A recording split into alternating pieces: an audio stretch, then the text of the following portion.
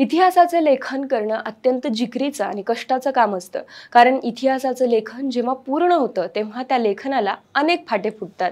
इतिहास लेखन क्षेत्रात भीष्माचार्य असं ज्यांना म्हटलं जातं ते व्यक्तिमत्व म्हणजे वासी बेंद्रे। आज आपण छत्रपती शिवाजी महाराजांचं चित्र बघतो, त्याचा शोध वासी बेंद्रे यांनी घेतला होता।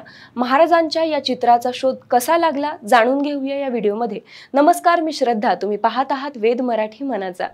बेंद्रे यांचा जन्म 13 फेब्रुवारी 1894 रोजी पेण येथे झाला।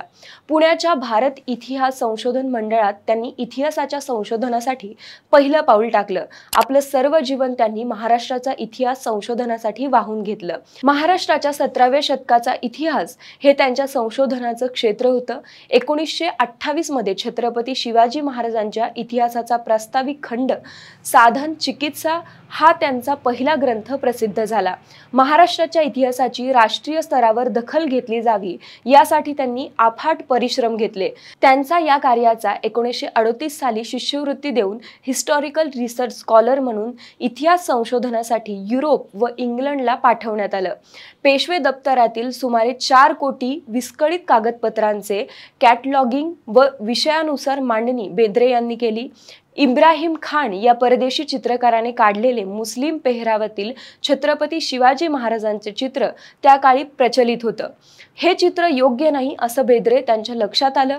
मग शोध सुरू झाला तो मूळ चित्राचा। संशोधनाअंती मॅकेन्झींच्या ग्रंथाचा अभ्यास करताना व्हॅलेंटाईन डे या चित्रकाराने काढलेले सुरतच्या वखाऱ्यातील तिथल्या गव्हर्नरच्या भेटीला महाराजांचे चित्र हाती आले।